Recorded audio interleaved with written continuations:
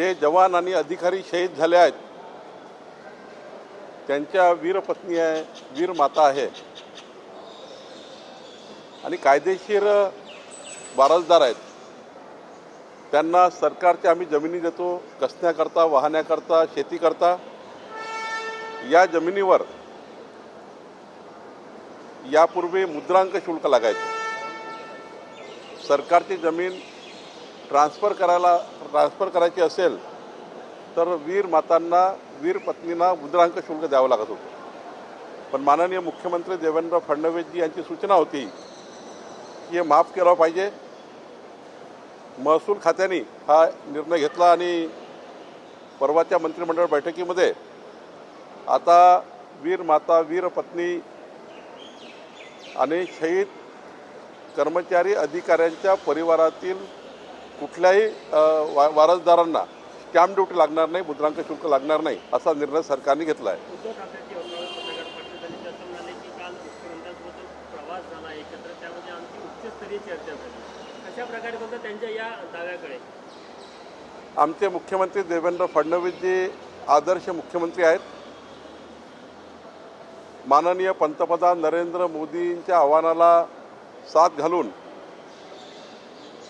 माननीय देवेंद्र फडणवीसजी कॉमर्शियल फ्लाईटनी, प्रवासी फ्लाईटनी दौरा करताय, प्रवासी फ्लाईटनी ये जा करताय. त्यांनी प्रायव्हेट फ्लाईट वापरलं नाही, हे आमच्याकरता आदर्श आहे. आणि मी उद्धव ठाकरेंचे आभार मानतो की त्यांनी प्रधानमंत्री मोदींच्या आव्हानाला प्रवासी फ्लाईटमधून येणं पसंत केलं, त्यांनी साथ दिली.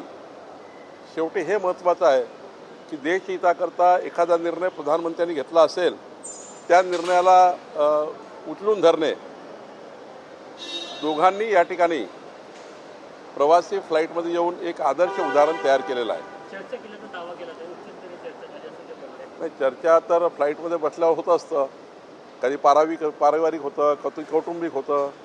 प्रत्येक वेळी काही राजकारणाची चर्चा होत नाही आणि विमानात तर बिलकुल होत नाही, कारण विमानात इतके लोक ऐकणारे असतात की त्या ठिकाणी काय राजकीय चर्चा करणार आहे. संजय राऊत असं म्हणाले की एक वेळ शिंदे बावनकुळेंना पण म्हणेल की चर्चा घेऊन घ्या. नाही, संजय राऊत साहेब आमचे मित्र आहेत. ते काही बोलले असतील तरी माझं आयुष्य हे भारतीय जनता पार्टीला समर्पित आहे. 35 वर्षाचा प्रवास झाला आहे, जिना या मरणा या, त्यामुळं त्यांनी उपरोधिक बोलले असतील.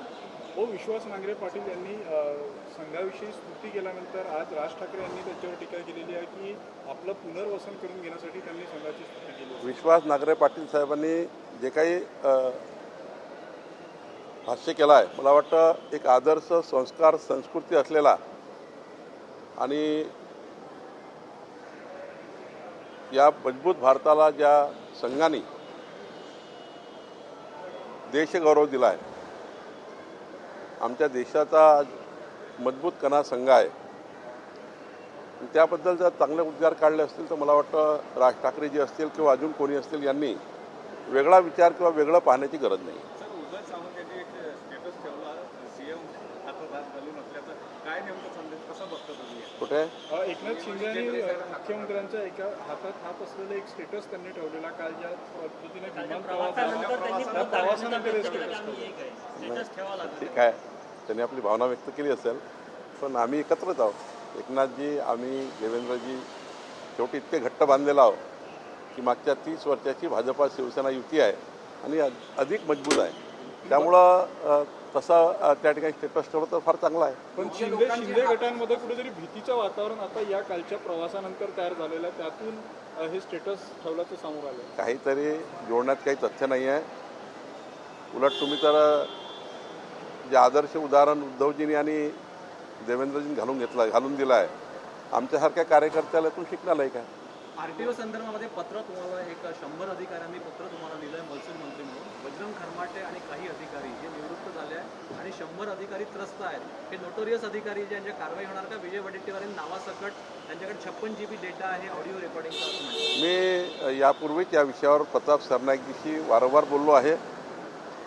माननीय प्रताप सरनाईकजी मंत्री परिवहन यांनी मला आश्वस्त केलं आहे की अशा आताही नोकरीवर नसताना या विभागात हस्तक्षेप ठेवणारे जे लोक आहेत यावर गुन्हा दाखल केला पाहिजे.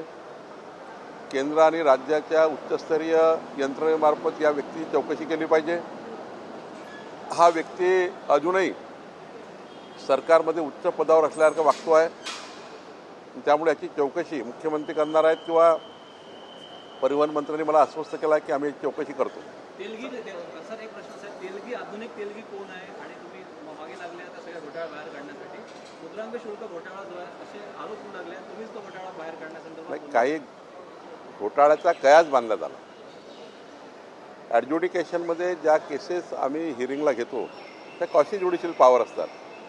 पण कधी कधी कॉशी ज्युडिशियल पॉवर वापरून जास्तीचं मुद्रांक कमी करणे आणि कमी मुद्रांक जास्त करण्यात ज्या केसेस असतात त्याचा AG मार्फत ऑडिट व्हावं असं म्हटलं आहे. याचा अर्थ घोटाळा झाला असा नाही आहे.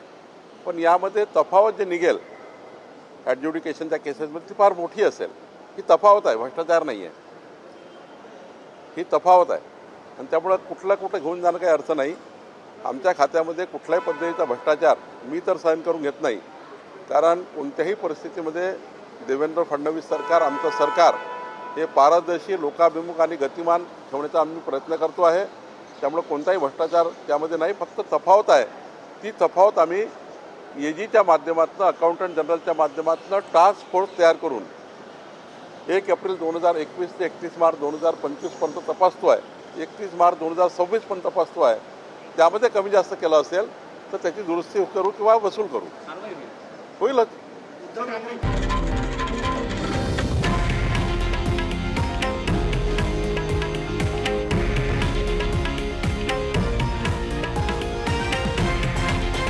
हे आहे देशातील नंबर 1 न्यूज नेटवर्क आणि आपण पाहत आहात TV9 मराठी, एकमेव.